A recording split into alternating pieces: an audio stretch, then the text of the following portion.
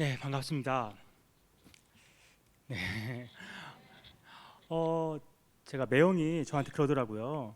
지난주에 우리 김기선 담임 목사님께서 저를 소개하실 때 최원철 장로님의 아들로만 소개하셨다고, 김춘용 장로님의 사위이기도 하다고 제가 말씀드리면서 말씀을 시작하도록 합니다. 제가 지난 5년 전에 이 강단에서 설교를 했던 것 같아요. 벌써 5년이 지났습니다. 그때는 이렇게 마스크도 쓰지 않고 아주 밝은 얼굴로, 반가운 얼굴로 얼굴을 뵀었는데, 오늘 다 이렇게 마스크를 쓰고 계시니까 제 마음도 좀 많이 아픕니다. 빨리 코로나가 끝나서 다 마스크 벗고서 환한 얼굴로 예배드리는 날이 속히 오기를 소망해 봅니다. 어, 제가 미국으로 유학 간 지가 한 20년이 됐어요. 이제 2002년도 월드컵이 끝난 그 다음 날 제가 유학을 갔었거든요. 그래서 올해로 20년이 됐습니다.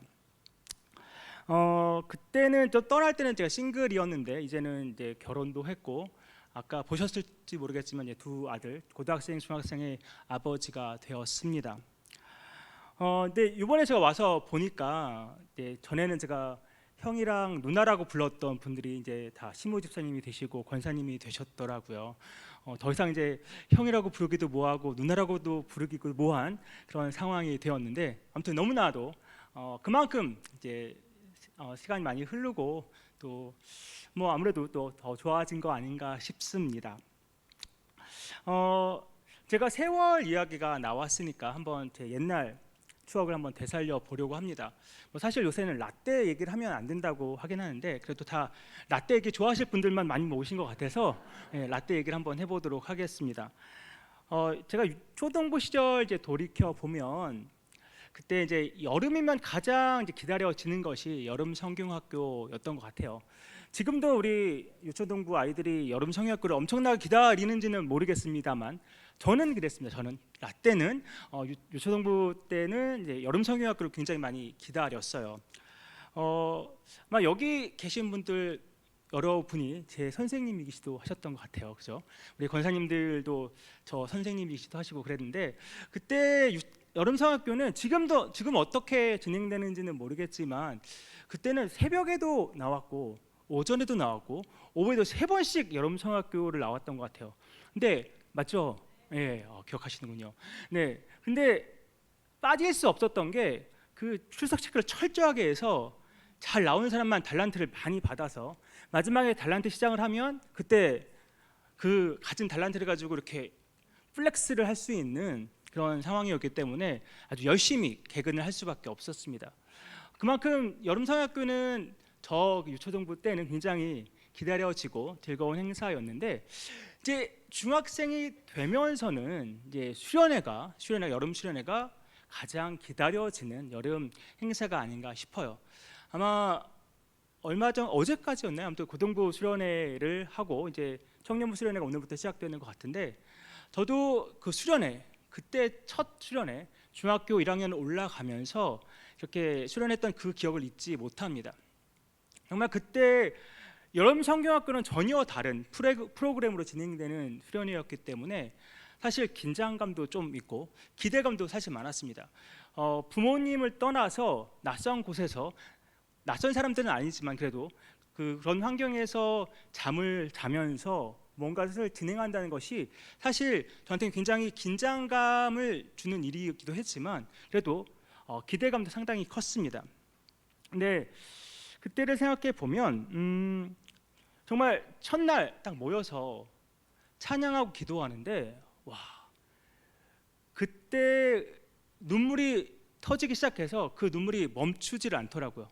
어쩌면 그렇게 저의 그 마음을 터치하고 감동을 줬던지 그 눈물이 흘러내리면서 멈추지를 않는 것을 경험했었습니다. 뭐 선배, 뭐 형 누나와 또 동기들과 함께 이야기 나누는 시간도 너무나도 좋았고, 또 그 우리 교육자 목사님의 설교도 너무나도 은혜로웠고, 또 찬양과 기도 시간도 정말 정말 영적으로 너무나도 뜨거운 시간이었기 때문에 그때를 잊을 수가 없었습니다. 그런데 그렇게 영적으로 충만해서, 아주 성령 충만해서 정말 이 세상 무엇과도 바꿀 수 없는 그런 기쁨을 만끽하면서 이제 집에 돌아왔는데, 아마 집에 돌아와서 한 30분도 안 지났던 것 같아요. 그게 부모님의 뭐라고 했는지 우리 누나가 뭐라고 했는지는 기억은 안 나지만 30분도 안 돼서 무슨 얘기 한마디 때문에 수련회 때 받은 그 감동과 은혜는 싹 사라지더라고요. 엄청나게 성령 충만해서 왔는데 그 한마디 때문에 무슨 말인지 기억도 안 나지만 그 한마디 때문에 그 제가 받았던 은혜와 감동은 싹 사라지고 말았습니다. 그래서 너무나도 아쉬운 마음으로 그 내년 수련회를 기다렸는데 중학교 2학년 때도 마찬가지입니다.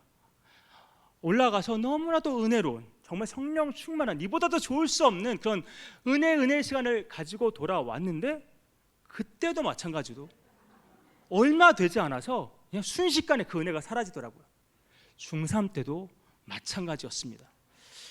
아니 이렇게 성령 충만해서 은혜 충만해서 왔는데 왜 이렇게 내 안에 갑작스럽게 공허함이 찾아오고 좌절감이 찾아오는지 이해할 수가 없었습니다. 그래서 제가 고등학교 올라가면 저는 공부로 바쁘다는 핑계도 있었지만 다시금 그런 걸 경험하고 싶지 않았습니다. 은혜 충만했다가 갑자기 공허해지는 그런 마음을 경험하고 싶지 않아서 고등학교 3년 동안은 제가 수련회를 한 번도 가지 않았습니다. 아마 우리 성도님들도 이와 비슷한 경험을 해보셨을 것 같습니다. 꼭 그것이 수련회만 해당되는 것이 아니라 아마 영적으로 최고조를 경험했다가 아주 영적으로 바닥을 순식간에 경험하는 그런 것들을 아마 다들 한 번쯤은 경험해 보셨을 것 같습니다. 영적이든지 감정적이든지 우리가 최고조를 경험한 것과 그 바닥을 치는 것은 어떻게 보면 종이 한 장 차이 듭니다. 정말 최고조인데 어느 순간 순식간에 바닥을 치는 것을 우리는 경험하게 됩니다. 그런데 이런 경험을 하는 것이 비단 우리만은 아니란 것입니다. 우리 야고보서 5장 17절을 보면 야고보가 엘리야를 소개하는데 어떻게 소개하냐면 엘리야를 우리와 성정이 같은 사람이라고 소개합니다. 그 말이 무슨 말이냐면 우리와 똑같은 인간이란 말입니다. 엘리야도 우리랑 똑같은 인간이란 말입니다. 근데 물론 우리가 열왕기상 18장까지의 엘리야의 모습을 보면 우리와 똑같다고 말할 수는 없는 것 같아요. 그때까지는 정말 엄청난 기적들을 많이 하나님의 능력으로 엘리야가 일으키기 때문에 우리와 똑같은 사람으로 보기는 참 어려운데 19장에 들어서면 엘리야도 우리와 똑같은 인간이구나라는 생각을 하게 됩니다. 먼저 제가 열왕기상 17장을 한번 거슬러 올라가 보겠습니다. 엘리야가 아합에게 수년 동안 이제 비도 이슬도 있지 않을 것이라고 하나님의 말씀을 대언합니다. 가뭄을 선포합니다. 그리고 나서 엘리야는 그리 시냇가로 몸을 피합니다. 그곳에서 까마귀가 가져다주는 떡과 고기를 먹습니다. 또 그리 시냇가도 다 마르니까 이제는 사르밧 쪽으로 몸을 피합니다. 근데 거기서 과부와 그의 아들을 만나게 되는데 그 과부가 이제 남아있는 그 가루 조금과 기름 조금을 가지고 빵을 딱 만들어 먹고 죽을 작정을 하고 있었는데 그 과부를 만나서 나에게 먼저 빵을 만들어 달라고 해서 그 빵을 먹은 다음에 이제는 그 통의 가루도 그치지 않을 것이고 또 그 통의 기름도 멈추지 않을 것이라고 비가 다시 내리는 그때까지 그런 일이 있을 거라고 예언을 합니다. 실제로 그렇게 그 통의 가루도 또 병의 기름도 끊이지 않고 계속해서 나옵니다.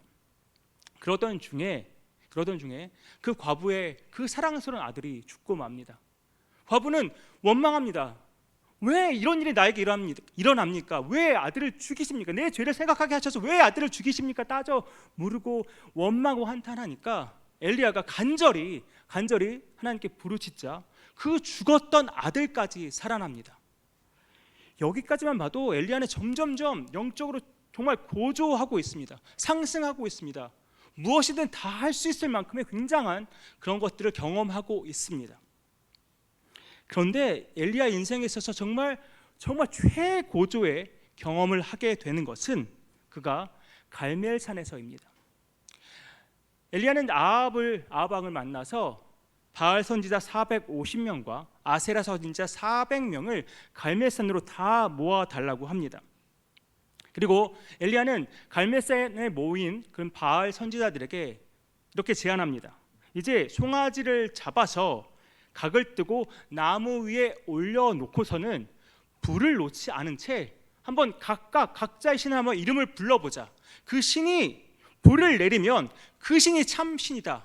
한번 우리 대결을 해보자라고 제안을 합니다. 그때 먼저 바알 선지자들에게 우선권을 줍니다. 한번 먼저 해보라고. 바알 선지자가 외칩니다. 불을 내려달라고 바알 신을 이름을 외쳐댑니다. 하지만 아무런 반응이 없습니다. 엘리야가 조소합니다. 어디 자고 있는지 뭐하고 있는지 한번 더 크게 한번 외쳐보라고. 그랬더니 몸에 상처를 내면서까지 바알 선지자가 불을 내려달라고 외칩니다. 하지만 아무런 반응이 없습니다. 그때 이제 엘리야가 나섭니다. 엘리야가 무너진 여호와의 제단을 다시금 수축하고 그 주변에 도랑을 딱 만든 다음에 물을 제단 위 또 도랑에 가득 붓습니다. 부은 물이 철철 넘치는 제단을 앞에 놓고서 엘리야가 외칩니다. 하나님께 부르짖습니다. 그러자마자 부르짖자마자 불이 그 제단에 떨어져서 그 제단의 재물뿐만 아니라 도랑의 물까지 다 살라버립니다. 그런 놀라운 경험을 엘리야가 하게 됩니다. 그리고 주변에 있던 이스라엘 백성들로 정말 하나님이 여호와가 우리의 하나님이 맞구나라고 고백하게 됩니다. 정말 엘리야는 사기충천합니다. 이뿐만이 아니라 손바닥만한 아주 조그만한 구름을 보고서 이제 엄청난 비가 내릴 거라고 아합에게 얘기합니다. 정말 실제로 엄청난 비가 내리게 되고 마차를 타고 가는 아합을 앞질러서 달려갈 만큼 하나님의 능력을 받고서 엘리야는 그렇게 아합 왕을 앞설 만큼 달려갑니다. 이렇게 17장에서 18장에 이르는 모든 내용을 보면 정말 엘리야는 성령 충만, 은혜 충만, 감정적으로도 아마 최고조였을 것입니다. 세상에 두려울 것이 아무것도 없었을 것입니다. 그런데 19장에 딱 들어서면 18장까지의 모습과는 사뭇 다른 엘리야의 모습을 보게 됩니다. 19장 1절에 보면 아합이 엘리야가 갈멜산에서 바알 선지자들 다 잡아 죽인 얘기를 그 아내인 이세벨에게 다 말합니다. 아마 엘리야는 이렇게 생각했을 거예요. 그 소식을 이세벨이 들으면 아마 꼬리를 내릴 것이라고 생각했겠는데 이세벨이 정말 생각 외에 반응을 하게 됩니다. 그것이 바로 2절 말씀인데 제가 세 번역으로 한번 읽어드리겠습니다. 그러자 이세벨은 엘리야에게 심부름꾼을 보내어 말하였다. 내가 예언자들을 죽였으니 나도 너를 죽이겠다. 내가 내일 이맘때까지 너를 죽이지 못하면 신들에게서 천벌을 달게 받겠다. 아니 그보다 더한 재앙이라도 그대로 받겠다. 엘리야는 아마 갈멜산에서의 승리로 완벽한 승리를 자기가 거두었다고 생각했을 것입니다. 이제 이스라엘은 우상 숭배가 더 이상 자리 잡지 못하고 다시금 모두가 하나님을 예배하는 그런 곳으로 변화될 것이라고 생각했는지 모르겠습니다. 이방신의 뿌리가 완전히 뽑힐 거라는 기대를 했을 것입니다. 그리고 그 바알, 이 우상 숭배를 이스라엘에게 퍼뜨리게 한 이세벨도 더 이상 활개를 치지 못할 것이라고 아마 엘리야는 기대했을 것입니다. 그런데 엘리야의 그 생각, 엘리야의 그 기대와는 다르게 이세벨이 내일 너도 죽을 것이다. 너가 선지자들 죽인 것처럼 나도 너를 내일 죽일 것이다.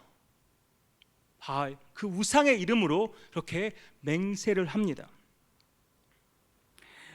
엘리야는 바알이 정말 헛된 우상이라는 것을 이미 알았고 그런 바알 선지자의 대결에서 분명히 확인했음에도 불구하고 바알의 이름으로 맹세하는 이세벨의 그 말을 듣고 두려워 떨면서 어디까지 가게 되냐면 브엘세바까지 가게 됩니다. 브엘세바는 어디냐면 유다의 최남단입니다. 아합의 영토를 벗어나서 그 북이스라엘을 벗어나서 유다의 최남단까지 엘리야는 도망치고 맙니다.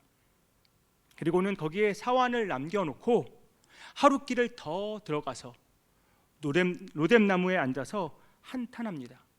19장 4절 말씀입니다.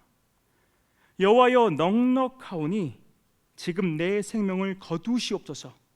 나는 내 조상들보다 낫지 못하니이다 하고, 나 조상들보다 나을 게 전혀 없으니까 죽여주십시오. 이제 살 가치를 못 느끼겠습니다. 저 죽여주십시오. 절망과 낙심으로 가득 차 있는 것처럼 보입니다. 엘리야는 지금 소망조차 다 잃은 것처럼 보입니다. 그냥 이렇게 사느니 죽는 게 낫다고 한탄하고 있습니다. 제가 서두에서 제 수련회 때 경험을 얘기했었습니다. 제가 엘리야의 이 모습을 보면서 무엇이 엘리야를 이렇게 넘어지게 했나 생각해 보았습니다. 물론 여러 이유가 있을 것입니다. 근데 그 중에서도 정말 큰 일을 치른 후에 엄청난 역사를 보인 후에 성공과 승리를 경험한 후에 영적인 최고조를 경험한 후에 경험하게 되는 그 공허함이 가장 큰 이유가 아닌가 생각해 보게 됩니다. 꼭 영적인 부분이 아니더라도 우리가 그동안 애쓰고 노력했던 일들을 다 마치고 나면 순간 우리에게 공허함이 찾아올 때가 참 많습니다. 그것이 나 자신에게 포커스를 맞추면 맞출수록 그 공허함이 더 큰 것을 경험하게 됩니다. 제가 고등학교, 대학교를 다 그 중창단 그리고 합창단을 했었습니다. 아까 오홍수 장로님께서 제가 고등학교 캐스케이드를 했던 것까지 다 기억을 해주시더라고요. 그 중창단과 그 합창단을 하면서 매년 열심히 준비해서 매년 정기 공연을 했었습니다. 이렇게 열심히 준비해서 공연을 하면서 정말 수많은 사람들의 박수 갈채를 받으면서 정말 감격적으로 그 무대를 마치고 나면 한 해도 어김없이 저에게 찾아오는 것은 바로 공허함이었습니다.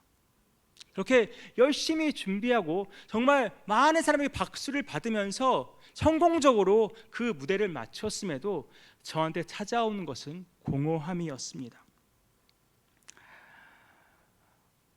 제가 수련회 때도 아마 성령 충만, 은혜 충만해서 돌아왔지만 이미 저 안에는 공허함을 가지고 돌아왔던 것 같습니다. 그러니까 그 누구의 한마디에 의해서 그 공허함이 더욱더 가중됐던 것이죠.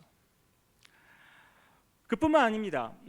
때로는 정말 일주일 내내 열심으로 설교 준비를 하고 이 강단에 서서 설교를 하고 나면 결국 강단을 내려가서 저한테 찾아온 것이 공허함일 때가 있습니다. 그리고 1년 내내 제자 훈련을 정말 열심히 성도들과 함께 하고 나서 그 1년 뒤에 제자 훈련을 다 마치고 나서 또 때로는 전에 찾아온 것이 공허함일 때가 있었습니다. 성도님들은 어떠십니까? 이런 공허함 경험해 보셨습니까? 무언가를 다 이루고 나서 찾아오는 공허함 경험해 보셨습니까? 영적으로 충만한 뒤에 찾아온 그 공허함을 경험해 보셨습니까? 열심히 준비한 사역을 성공적으로 마치고 나서 그 후에 경험했던 그 공허함 여러분도 경험해 보시지 않았습니까? 누구보다 더 열심히 내가 봉사하고 섬겼는데 그 후에 공허함을 경험해 보지 않으셨습니까?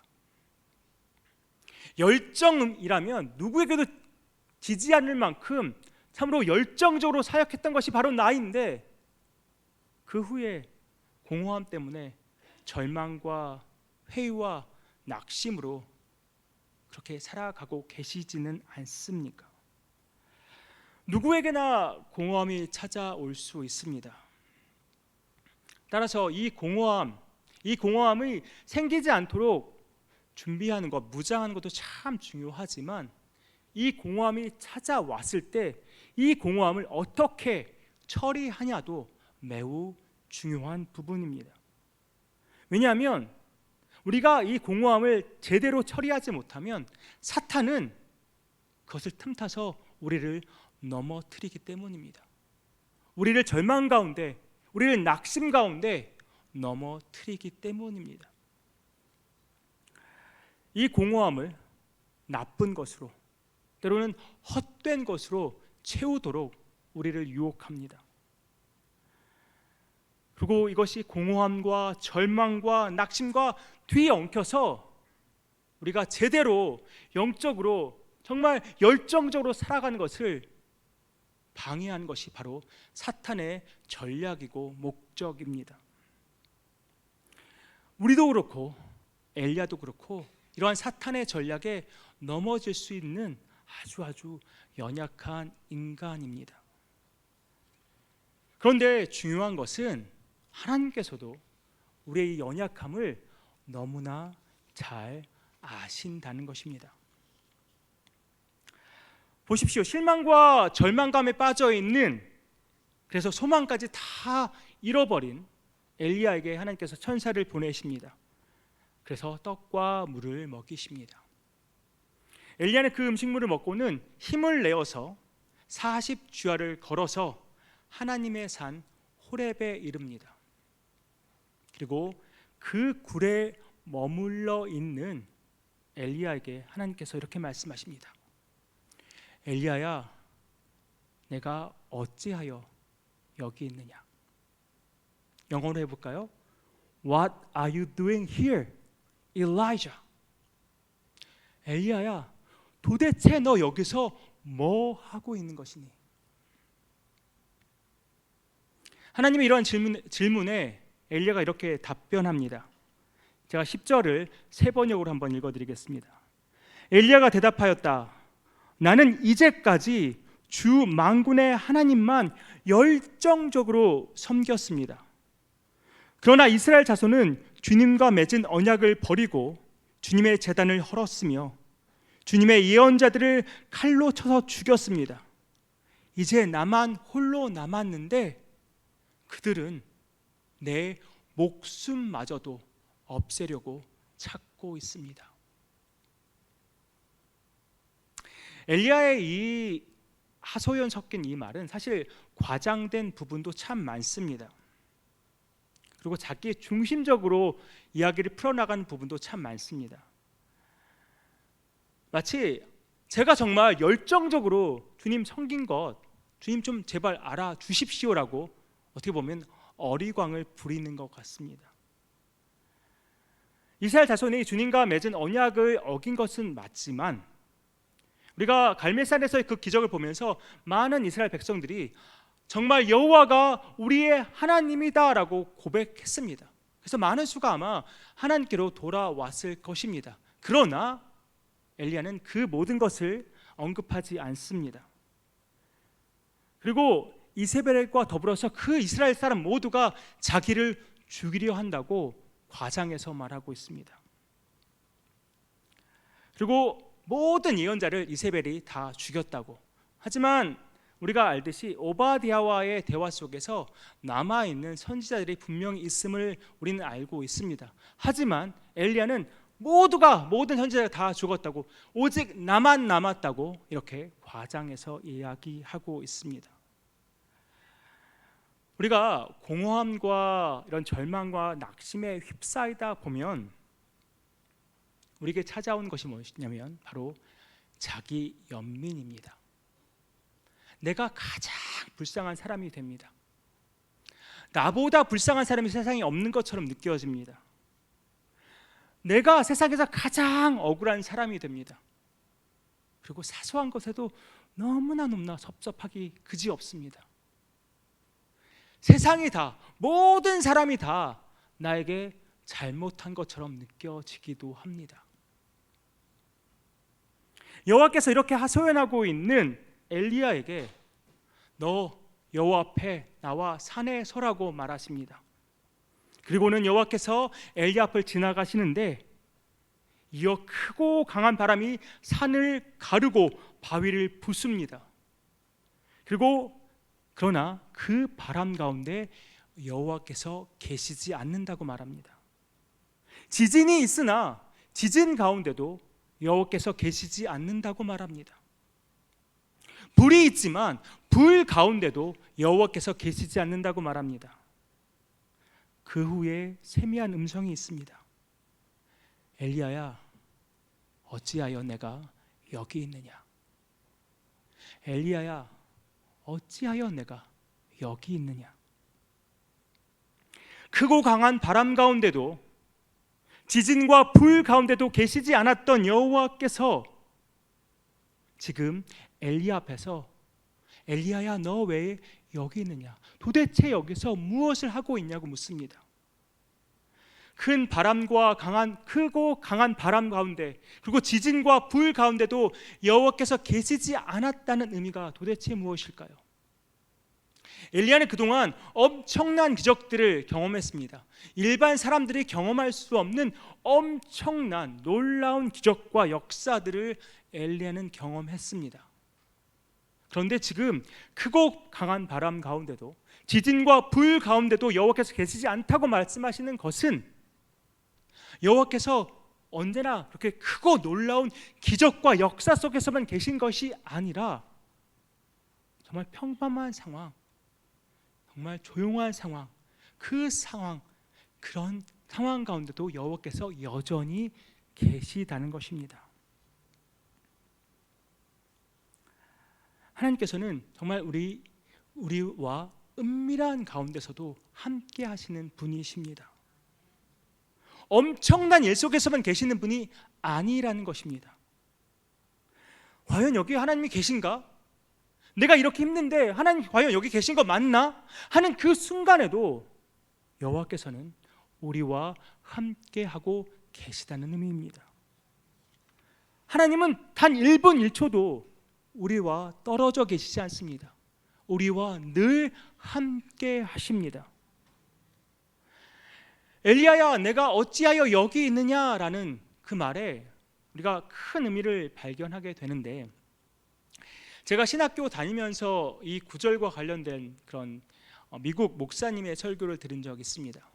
이 목사님이 강조했던 부분이 바로 여기라는 부사입니다.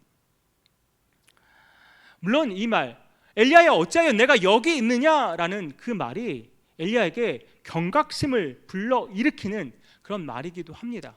하지만 동시에 위로와 격려의 말이기도 합니다. 어째서 그러냐면 엘리야야, 어찌하여 내가 여기 있느냐? 하나님께서 저 하늘 높은 곳에서 엘리야야, 너 거기서 뭐하고 있냐?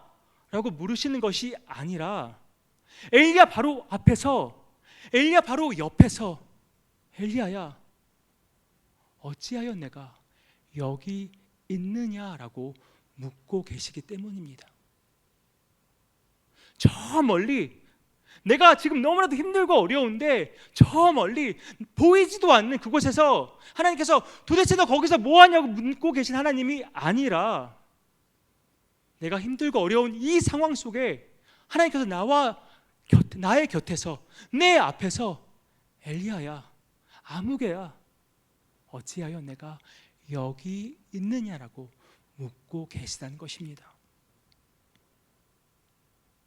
공허함이 빠져서 그 실망감과 좌절에 허우적대고 있는 엘리야를 지금 하나님은 모른 척하고 계신 것이 아닙니다. 바로 그 옆에서, 바로 그 곁에서 엘리야를 품어주시면서 엘리야야, 너가 왜 여기 있느냐라고 위로하고 격려하고 계신 것입니다. 하나님은 엘리야에게만 늘 함께 하시는 하나님이 아니십니다. 바로 우리와도 늘 함께 하시는 분이 바로 우리의 하나님이십니다. 임마누엘의 이름으로 예수 그리스도를 이 땅에 보내주신 것은 우리와 늘 함께 하시겠다는 약속을 주시기 위함입니다. 우리가 승승장구할 때만 함께 하시는 하나님이 아니라 우리가 영적으로 최고조에 있을 때만, 우리가 열정적으로 사역을 하고 있을 그때만 함께하고 계신 하나님이 아니라 우리가 영적으로 바닥을 칠 때도, 너무나도 힘들고 어려운 그 순간에도, 그것이 영적이든 육적이든 정신적이든 우리가 바닥을 치고 있는 그 순간에도 하나님은 우리와 함께하고 계시다는 것입니다.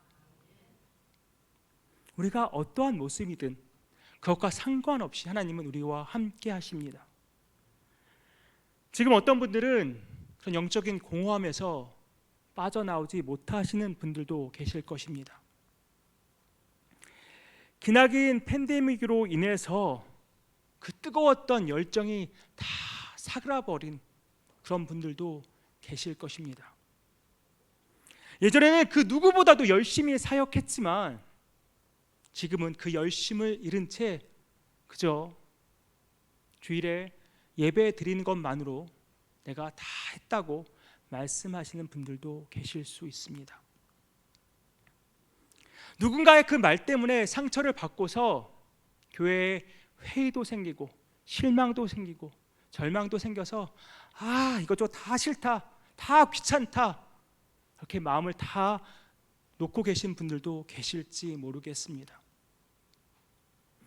기쁨과 은혜가 충만했던 때가 분명히 있었는데 지금 내 마음을 채우고 있는 것은 공허함과 실망과 좌절과 회의가 나를 가득 채우고 있는 분들도 분명히 계실 것입니다.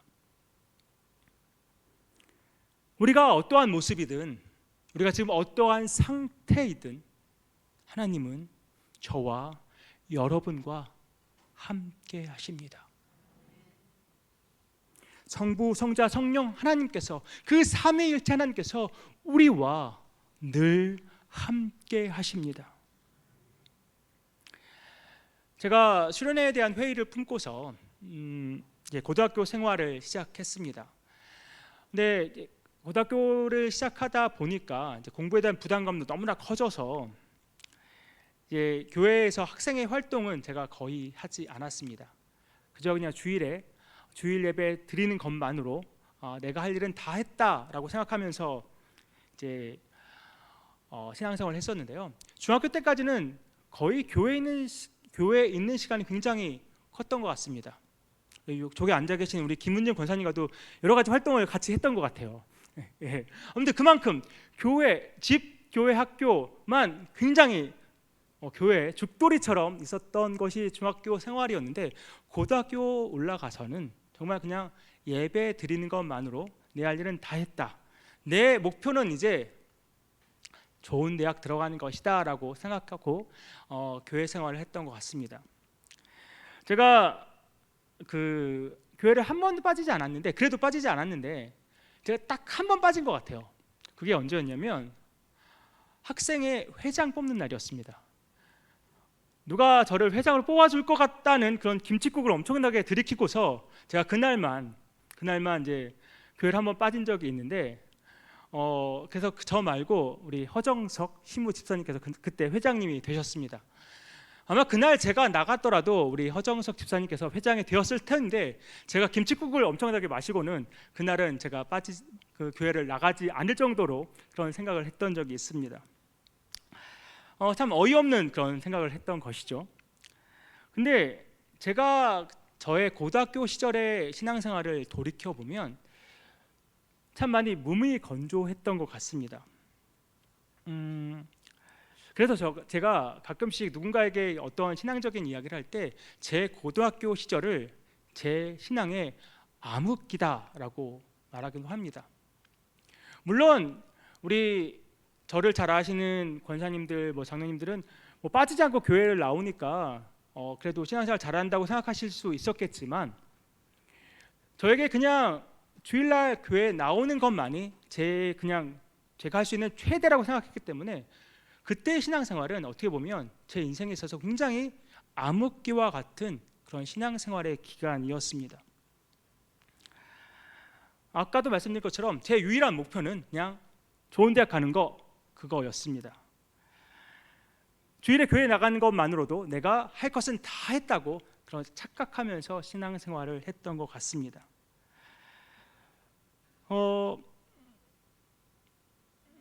성도님들은 어떠십니까? 성도님들도 혹시 지금 영적인 암흑기를 맞고 계시지는 않습니까? 주일에 심지어 오늘 오후 예배까지 나와 주셨으니까 엄청난 그런 헌신을 하신 것인데 교회 매주 나오지만 여러분의 신앙은 지금 어떠십니까? 건강하십니까? 영적으로 충만하십니까? 어떠한 신앙생활을 여러분은 지금 하고 계십니까?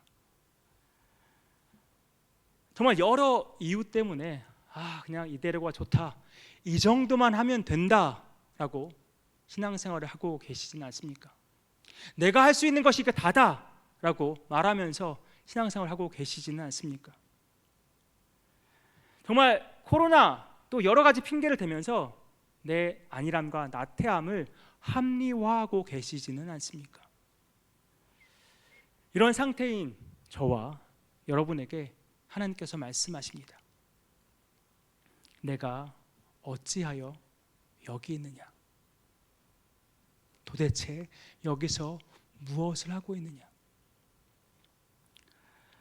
하나님의 반복된 질문에 엘리야도 하소연 섞인 반복된 대답을 합니다. 그런데 오늘 본문 뒤에 15절에서 18절까지의 말씀을 보면 하나님께서 단순히 엘리야를 위로하고 격려만 하시려는 것이 아니었음을 보게 됩니다. 하나님께서 15절에서 18절을 보면 앞으로의 하나님의 계획을 엘리야에게 말해주면서 엘리야에게 새로운 소명도 주시는 것을 보게 됩니다. 그리고 엘리야가 지금까지 했던 일이 결코 실패가 아니라는 그것을 하나님께서는 엘리야로 하여금 깨닫게 해주십니다. 이것은 우리에게도 마찬가지입니다. 우리가 실수하고 넘어질 수 있습니다. 그런데 우리 하나님 실수하고 넘어지는 우리 너무나도 잘 이해하시고 또 불쌍히 여기십니다. 공허함과 절망감에서 헤어나오지 못하는 우리를 하나님은 이해하시고 또한 위로하시고 격려하십니다. 세상과 사람들을 탓하면서 하소연만 늘어놓고 있는 우리를 하나님은 불쌍히 여기십니다. 우리가 받은 상처 하나님은 싸매어 주십니다. 여기까지라고 지금 이대로가 좋다고 말하는 우리를 하나님은 일으켜 세우십니다. 사랑하는 석관중앙교회 성도님들, 주님은 우리가 소명을 다시금 회복하기 원하십니다. 하나님께서 나를 부르시고 또 주의 자녀 삼아 주신 데는 분명한 이유가 있습니다. 여러분 한 사람 한 사람을 석관중앙교회 지체로 세워 주신 데는 분명한 이유가 있습니다. 우리 삶에 우연은 없습니다. 모든 것이 하나님의 계획 안에 있고 섭리 안에 있습니다. 우리에게 허락한 그 상황과 또 형편 속에서 하나님은 우리가 주님을 찾고 또 만나기를 원하십니다. 물론 우리는 연약합니다. 때로는 실패하고 넘어집니다. 실수도 많이 합니다. 그러나 그때에도 함께 하시는 하나님은 완전하십니다. 그리고 우리의 연약함을 누구보다도 더 잘 이해하시고 또 품어주시고 위로하시고 또 격려하십니다. 그러니 석가모니왕대 성도 여러분, 이제 다시금 일어서십시오. 지금이 바로 다시 일어설 때입니다. 우리의 상한 감정을 치유받고 소명을 회복할 때가 바로 이때입니다. 여전히 코로나가 많은 것을 막고 방해하고 어렵게 하지만 그럼에도 우리는 하나님의 힘을 의지하여서 일어설 때입니다. 코로나도 하나님의 능력 앞에는 아무것도 아닙니다. 하나님의 능력을 의지하여서 우리는 다시금 일어서야 합니다. 하나님은 한순간도 우리를 떠나지 않으십니다. 우리를 지켜 보호하시고 우리에게 힘과 능력을 더하여 주십니다. 우리가 일어설 수 있도록, 우리가 다시금 소명을 회복하고 열심으로 주님 앞에 설 수 있도록 도우시는 분이 바로 우리 하나님이십니다. 우리가 최고조에 있을 때도, 또 바닥을 치고 있을 때도 하나님은 우리와 함께 하셨습니다. 그리고 지금도, 바로 지금도 여러분 한 사람 한 사람과 함께 하십니다. 그리고 여러분의 그 감정, 그 어려운 감정, 그 상처받은 감정, 그 힘든 상황 너무나도 잘 아시고 위로하시고 품어주십니다. 다시금 소명을 갖고 여러분이 일어서기를 하나님은 원하고 계십니다. 그 소명을 붙잡고 주님과 주님의 나라를 위해 힘쓰고 애쓰는 석관중앙교회 지체 한 사람 한 사람이 되기를 주님은 원하십니다. 신실하신 하나님의 음성에 귀를 기울여 보십시오.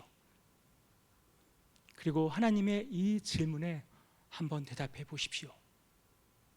내가 어찌하여 여기 있느냐?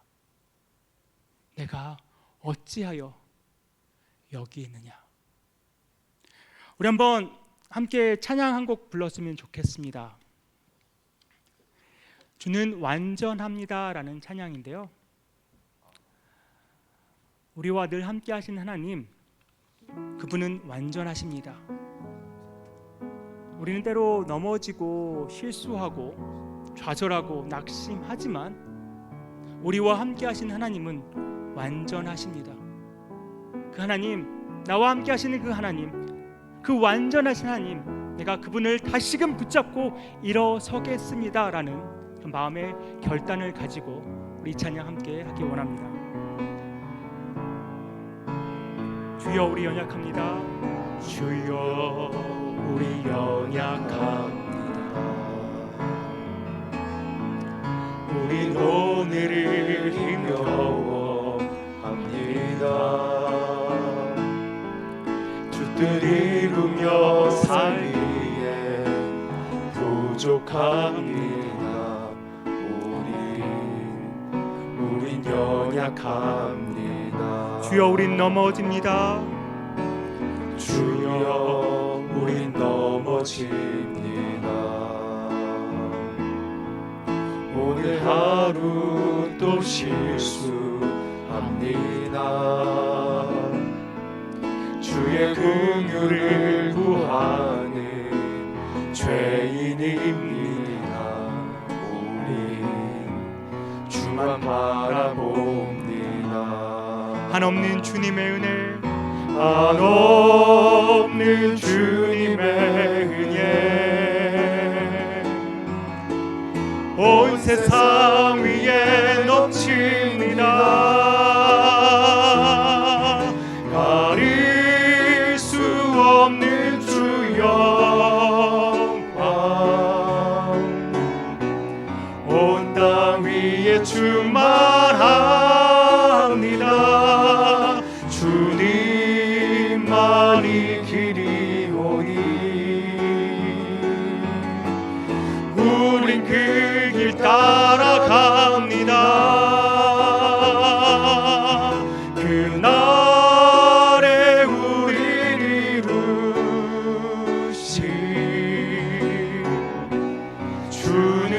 완전합니다. 한번 손들고 찬양할까? 한없는 주님의 은혜, 한없는 주님의 은혜 온 세상 위에 온 세상 위에 넘칩니다. 가릴 수 없는 주 영광 온 땅 위에 충만합니다. 주님만이 길이오니 우린 그 길 따라갑니다. 그날에 우리를 이루신 주는 완전합니다. 그날에 우리를 이루신 그날에 우리를 이루신 주는 완전합니다. 그날에 우리를 이루신 주는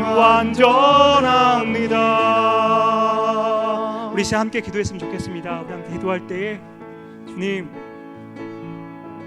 제 마음이 참 힘듭니다. 제 내 낙심과 절망이 찾아옵니다. 회의감도 찾아옵니다. 이 기나긴 코로나 팬데믹 너무나도 버겁습니다. 하지만 주님, 내가 주님을 바라보기 원합니다. 나와 늘 함께 하신 하나님을 내가 그 주님을 바라보기 원합니다. 주님의 얼굴을 구하기 원합니다.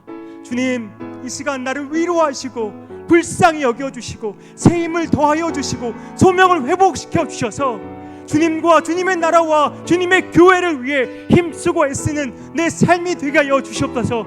나를 다시금 일으켜 세워 주시옵소서. 우리 한 목소리로 한번 기도하기 원합니다. 아버지 하나님, 이 시간 우리를 불쌍히 여겨 주시옵소서. 우리 석관중앙교회 우리 지체 한 사람 한 사람을 주님 불쌍히 여겨 주시옵소서. 그동안 내 마음이 낙심하였습니다. 아버지 하나님, 지쳤습니다. 아버지 하나님, 회의가 가득 찼습니다. 절망 속에 살았습니다. 하지만 주님, 다시금 내가 일어서기 원합니다. 어찌하여 내가 여기 있느냐고 물으시는 그 하나님을 의지하여서 내가 다시금 일어서기 원합니다.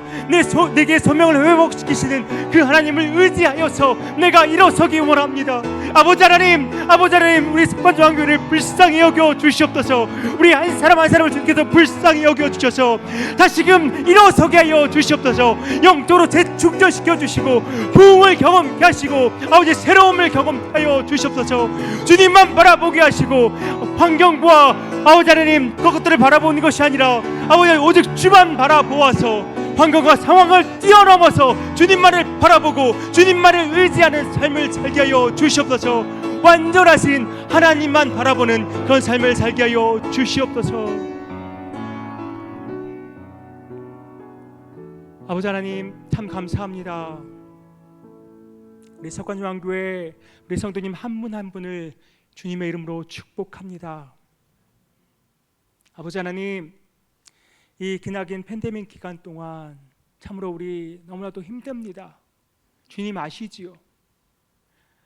또한 오랫동안 신앙생활하면서 때로는 매너리즘에 빠지기도 하고 또는 관계 속에서 어려움 통해 또 넘어지기도 하고 오직 주님만 바라보고 살아야 하는데 환경과 상황과 사람을 바라보다 보니 또 넘어지고 또 실수하고